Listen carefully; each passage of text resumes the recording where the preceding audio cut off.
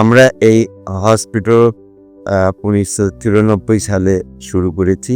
I হসপিটালটা করার পিছনে একটা কারণ ছিল যে এইখানকার এই পুরা 13টা ইউনিয়ন এবং এই চর এলাকার লোকরা বহু কষ্ট করে তাদেরকে সামান্য কিছু ট্রিটমেন্টের জন্য, চোখের ট্রিটমেন্টের জন্য তাদেরকে রংপুর যেতে হতো, নাহলে ঢাকা যেতে হতো।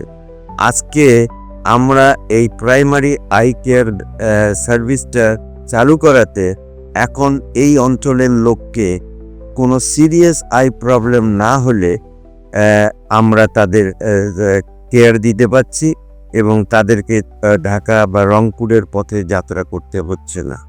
আমার একটু চোখের সমস্যা, ছানি পড়া, এখানে এসে আমি চিকিৎসা নিচ্ছি, অপারেশন করছে।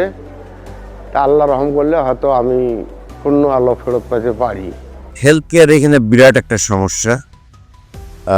আমাদের পুলিপুরে গভর্নমেন্টের একটা 50 বেডের হসপিটাল আছে, কিন্তু সেই হসপিটাল এমনিতেও এই এলাকার পপুলেশনের জন্য খুবই ছোট এবং প্রায় 5টা-6টা সার্ভিস এখানে প্রোভাইড করা হয়, কিন্তু এটা সব জায়গায় আপনারা দেখবেন যে বেশিরভাগ ক্ষেত্রেই দেখা যায় যে যেখানে অথরাইজড ডক্টরস হলো 9 জন, আমাদের উলিপুরে 5-6 জনের উপরে কোনো সময় ডক্টর পাওয়া যায় না।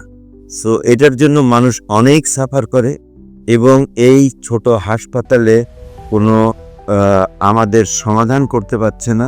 আর এইখানে এখন আগে যেরকম একটু সরকার অনেক ওষুধ টষুধ ফ্রি দিত, সেটাও দিচ্ছে না। স্বাস্থ্য আমাদের বিরাট একটা সমস্যা হয়ে দাঁড়িয়েছে। সেই জন্য আমাদের এইবার ইলেকশন ম্যানিফেস্টে আমরা বলতে চাচ্ছি যে আমরা এটাকে মিনিমাম 100 বেডের হাসপাতাল করার জন্য আমরা চেষ্টা করব।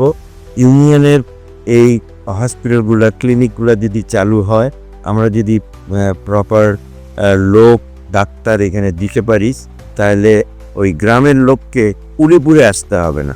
এখন কিন্তু একটা চর থেকে উলিপুরে আসতে হয়, বহু দূর থেকে 8-10 মাইল থেকেও উলিপুরে আসতে হয়। তো উলিপুর হাসপাতালের উপরে সেই জন্য প্রেশার অনেক বেশি, ডাক্তাররা পারে না। এখানে যে কোনো সময় আপনারা গেলে দেখবেন যে বেড তো নাই, মানুষ বারান্দায় পর্যন্ত শুয়ে থাকে এবং অ্যাডিকুয়েট ট্রিটমেন্ট হচ্ছে না। এর জন্য আমরা চেষ্টা করব এটাকে 100 বেড করার জন্য, যাতে কিছুটা আর কিছু মডার্ন ডায়াগনস্টিক ওইখানে আমরা বসানোর প্ল্যান করছি। সো এগুলা যদি হয় ভবিষ্যতে, তাহলে কিছুটা আমরা হয়তো উলিপুরেই আমাদের উলিপুরের লোকের সমস্যার সমাধান করতে পারব।